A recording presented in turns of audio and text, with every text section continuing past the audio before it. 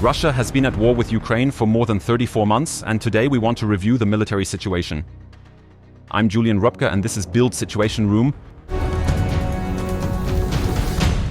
We start in the western Russian region of Kursk. Less than 2 weeks before Donald Trump's US inauguration, events are escalating quickly, the reason being: both sides want to establish facts here. Russia is interested in ensuring that Kursk does not become a bargaining chip, not as part of a ceasefire agreement, for example, being exchanged for other regions. Ukraine absolutely wants to firmly maintain control over Kursk, to tell them during Donald Trump's terms, "We are still here and present. If we're supposed to leave Russia, then Russia must give us something from Ukraine in return." That's why there are major offensives by both parties, both warring parties. We will look at the situation starting with the Ukrainian offensive in recent days. And here we see Russian drone footage. First, the Ukrainians on the ledge. We have various armored vehicles up front, where we'll take a closer look soon. A Panzer II delivered from Germany. Positioned behind it, you'll find various armored vehicles that are intended to deliver or transport the infantry efficiently. And now we're going to take a closer look at what has resulted from this offensive. This is because we are aware that the offensive in the northern part of the area has advanced, making its way towards a small location known by the name Berdin. We'll soon be closely examining the map in detail, and we can clearly observe now that Russian drones indeed, after initially encountering very significant issues due to the highly effective jammers that were being used by the Ukrainians, there were significant complaints from the Russians demonstrating that their drones had crashed, and in response the Russians quickly adapted and proceeded to attack the Ukrainians with drones guided by fiber optic cables. This adjustment allowed them to target various assets, including the Panzer II, which we have just seen, targeted and engaged based on the Leopard 1 here, and also attacked with various kamikaze drones. We see the Ukrainians are doing this as in past counteroffensives. They push ahead with these specialized recovery tanks to ensure the minefields can be properly cleared. Nevertheless, this armored recovery vehicle was brought to a halt by the Russian drones, and we can clearly see that these are all guided by fiber optic cables to ensure precise control. There are no interferences and no statics, so we can actually follow the impact clearly all the way to the very last moment. Now we are witnessing another tank, which is either a Ukrainian T-64 or T-72, and it is undergoing an attack by these drones as well. At the present moment, we can assert, as we will soon focus on the map, that the Ukrainians have successfully advanced approximately 5 kilometers. It appears that a section of Berdin is likely under Ukrainian control. There exist various Russian videos that provide evidence for this, suggesting the notable progress. This signifies a substantial lead, and we are already capable of examining the map for this critical advancement towards the next town in the region of Kursk, specifically towards the city up there, Bolshoy Soldatskoye, that this advancement hasn't taken place yet. What we have observed were the ongoing Ukrainian attack efforts aimed in this direction. They've advanced 5 kilometers, with some estimates even reaching up to 8 kilometers, and have now successfully made it to Berdin. However, an additional stretch of approximately 6 kilometers can be seen quite clearly here until we reach Bolshoy Soldatskoye, which up until now hasn't been reached to. Still, the Ukrainians stay on the offensive there. They want to show once again that they are indeed capable of advancing, that they are not just defending, not just continuously being pushed back by the Russians, since these are still progressing, as mentioned, in their offensive moves. We are currently examining new footage of the ongoing Russian offensive, which is happening simultaneously, roughly 20 kilometers further to the west. And the footage we are about to see comes from this region, specifically between Lyubimovka under Russian control and Malaya Loknya under Ukrainian control. And we take a brief look at the footage and notice that Russian BMD-2s, specifically no fewer than 4 infantry fighting vehicles of the BMD-2 model, have pushed forward in this area. According to Ukrainian reports, and as these images prove, all of these infantry fighting vehicles were destroyed both by kamikaze drones and by mines. That means the Russian advance that took place here has been completely shattered in terms of the mechanized element. However, and we always see this very clearly here, it doesn't necessarily mean that the soldiers there are also dying. And here we can observe quite clearly that the soldiers, after getting out of the burning vehicles, move in this direction and then proceed to occupy the precise position they strategically aim to hold there. That means the new trenches or new forest ridges are being taken there. Nevertheless, we see once again very costly battles, also on the Russian side, where they have lost at least 4 infantry fighting vehicles. We saw the Ukrainians lose several tanks and armored vehicles in their recent offensive. As of right now, we cannot say with certainty if the Ukrainian advance toward Berdin and past it, specifically toward Bolshoye Soldatskoye, will be a success or not. It could potentially take a few more days before we are able to fully understand the whole picture or ascertain whether this offensive effort has already been entirely repelled. We want to see more images from Kursk, which show how the conflict there has indeed escalated, revealing how both sides are acting with absolute severity and brutality, with the intention to push the opponent back as far as possible during the crucial final 2 weeks leading up to Trump's inauguration.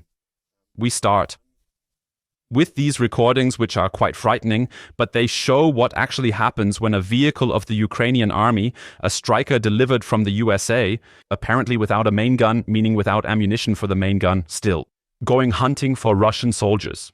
What we're seeing are various Russian soldiers moving across the field. We have one Russian soldier here, one here, and there are 2 more in total.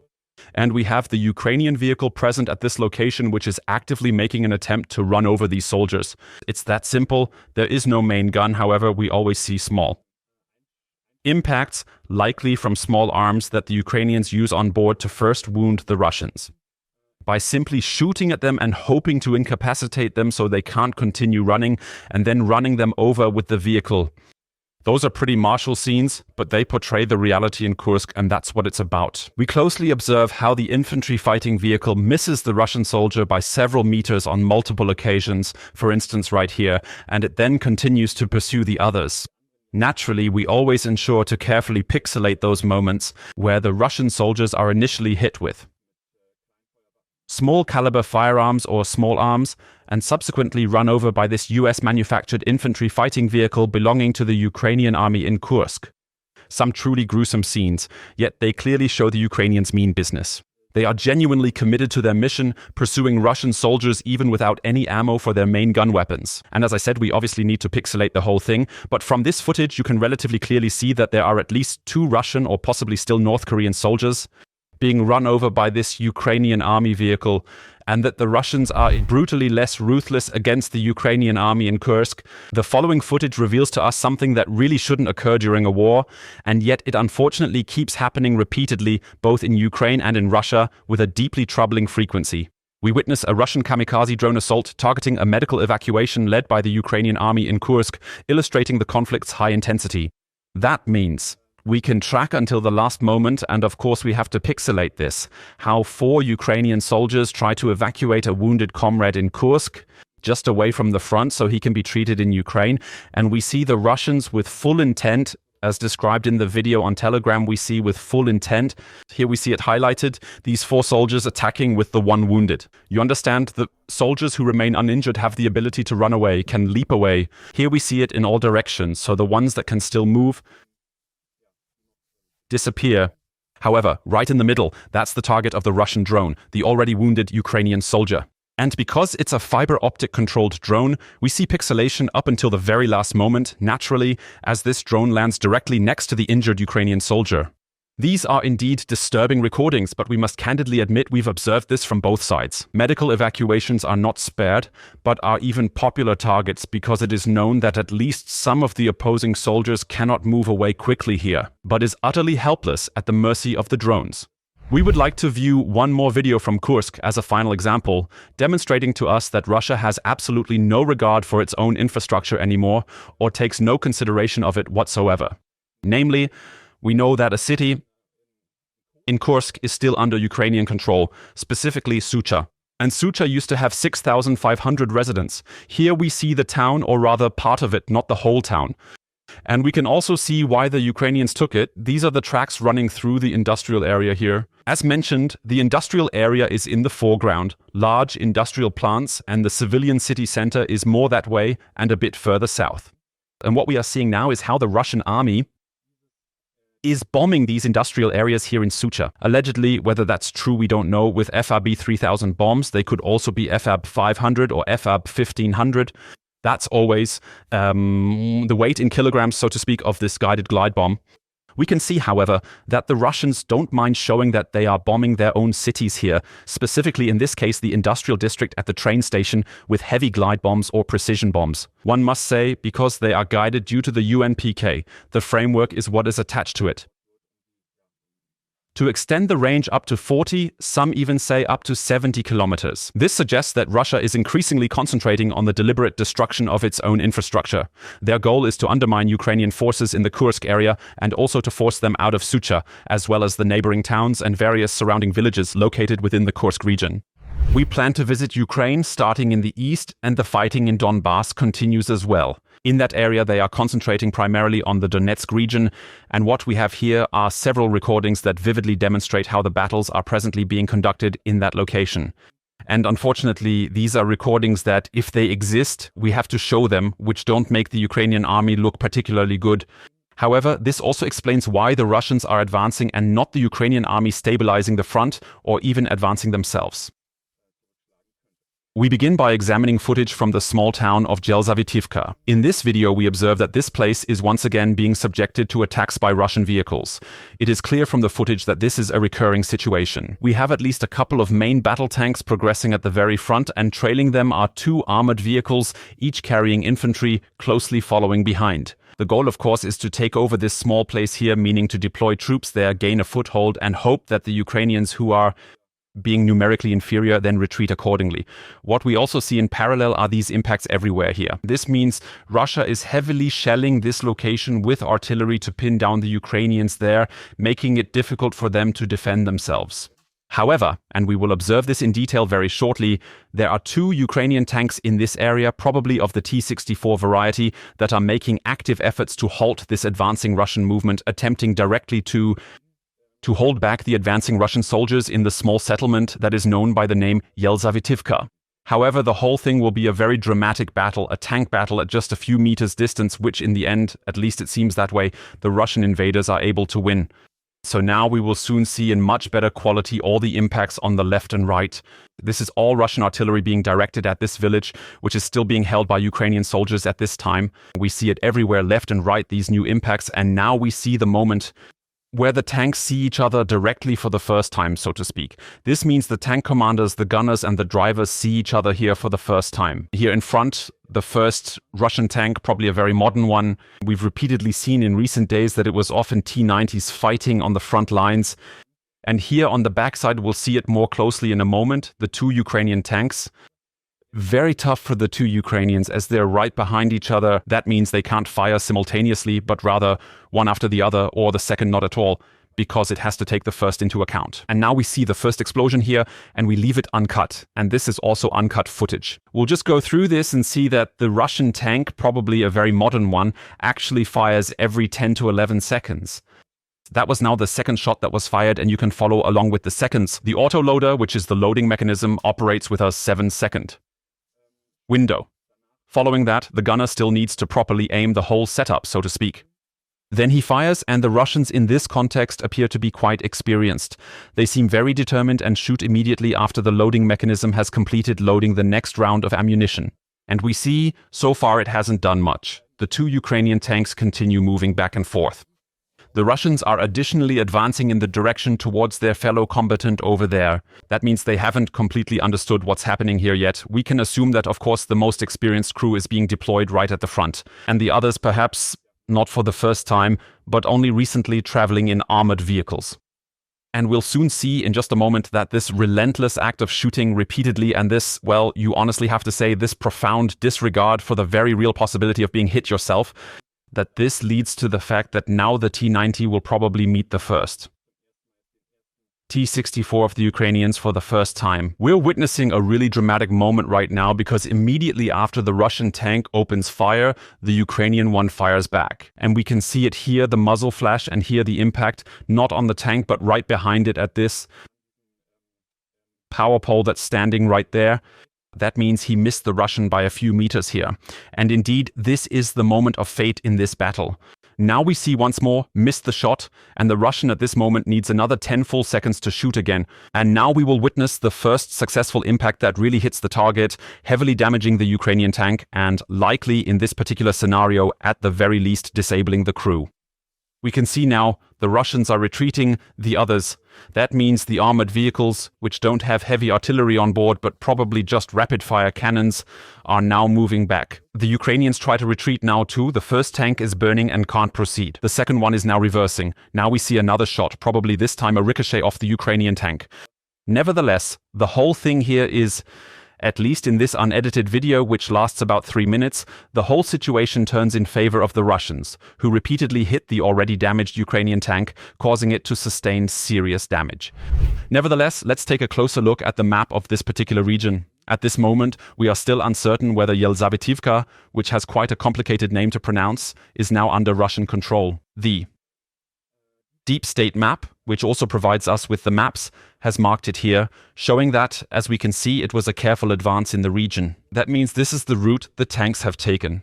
Nonetheless, we still observe everything here in orange and not in red. That means the analysts from Deep State Map assume that this attack has not yet resulted in the Russians firmly gaining control of the situation here. We see there are reportedly still Ukrainian positions south. Exactly, and in that sense, the whole thing is still open as to how it will continue there, but it was a highly dramatic scene of this tank battle at close range, which had quite various reasons. Most probably the Russians with more modern tanks are on the move, and the Russians as well.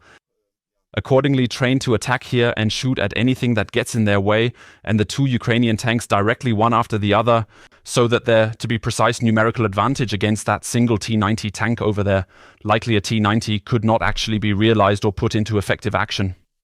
This indicates to us that the Russians are, once again on a strategic level, attempting what they have tried multiple times before in various situations, which is ultimately to take control of Pokrovsk. 65,000 residents until recently. Mirnorad next door, over 40,000 residents. These are the two cities that must be captured here. There's been no significant progress for months. This front line here has been in place since about August, I would say, or perhaps even since September. Since then, there hasn't been any further progress, so they took these two detours, this big pincer movement. First, the flanking maneuver to the south. That's successful. Here they've even overtaken Pokrovsk and are only 7 kilometers from the border to the Dnipropetrovsk region. But in the north they haven't achieved that yet, so now they're currently trying to establish that position as well, in order to then flank the city from the north and south and then attack from 3 sides, making it nearly impossible for Ukrainians to defend them.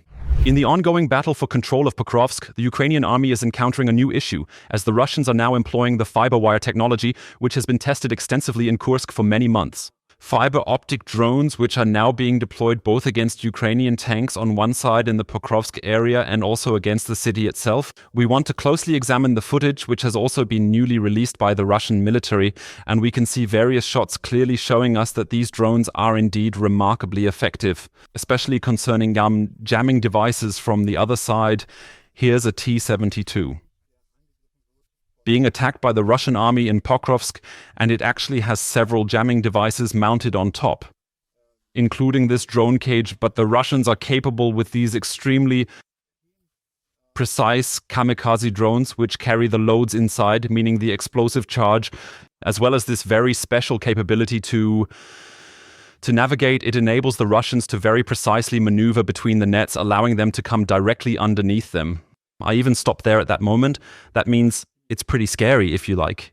So here we have the final recording of this drone, which surprisingly is not pixelated or grainy in the slightest, so the Russians can see exactly what they hit. Without having a surveillance drone, they cannot determine if the cargo exploded or not. Nevertheless, they can see exactly where they hit the tank in that case. So we now see another recording here.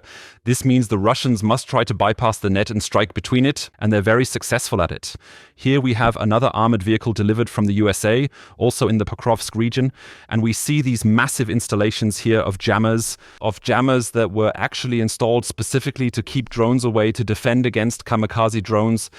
So there are extra many units designed to intercept the various frequency patterns, the radio frequency patterns, radio wave frequency patterns that FPV drones operate with, to disrupt all these frequencies and make it impossible for an FPV drone to approach this vehicle. However, the Russians, as mentioned, are increasingly using, and this shows how important it is for them to capture Pokrovsk, using these fiber optic drones that enable them to operate completely undisturbed by all these jammers up there and directly attack the vehicles. These are recordings directly from Pokrovsk, which means we see here that the Russian army, with these drones we described already within the city. Yeah, we just saw the map, so we see that in Shevchenko, about 4 kilometers south, the Russian army has already gained a foothold.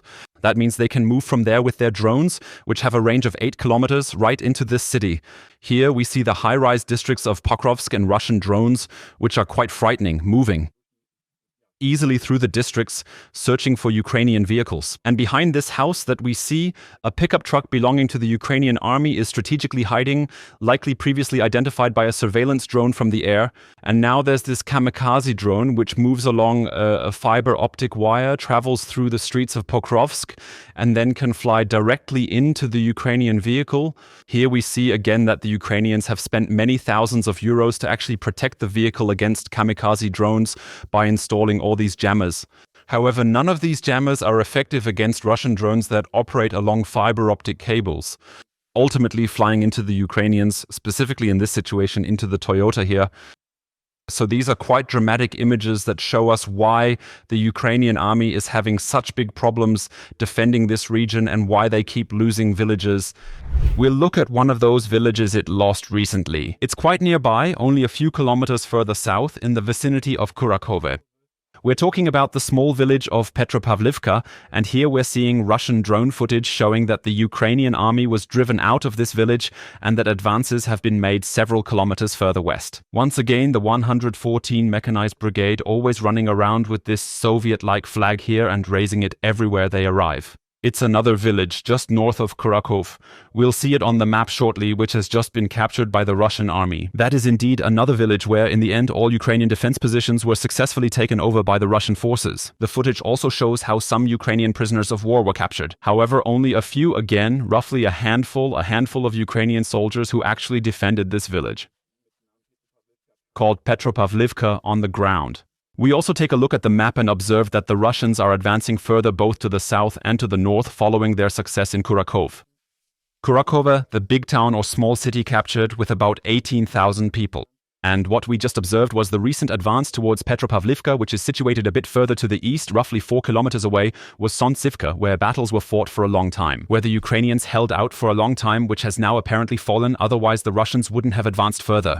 And here is another village called Shevchenko, which was also captured. That means the Russians are now trying to advance on Andriivka, the next small town, at least significantly larger than the village. What we just saw, where the Ukrainian army is currently trying to gain a foothold and establish a new defensive line. However, the problem we just saw is when there are hardly any soldiers and each village is defended by 5 soldiers while 50 Russians attack, all in all, or let it be 20, then it is indeed a huge problem. And if you don't kill at least 5 times as many Russians as you have of your own soldiers there, then you will eventually lose this fight. Just like what happened in dozens of other villages in this region. Finally, we want to look to the south of Ukraine, in the Kherson region. And with a new, very innovative method, Ukraine has managed to bring their small FPV drones, which have a maximum range of 20 kilometers, deep into the interior of the country. This time, they didn't transport them through the air, but rather across the expansive waters of the Black Sea. Let's take a closer look at the footage, which presents a show attack by an FPV kamikaze drone on a Panzer S1 system. Here we see a state-of-the-art Russian defense system costing about 12 million euros, which is currently, we remember, over southern Russia in Grozny. An Azerbaijani commercial airplane was shot down, which later crashed in Kazakhstan.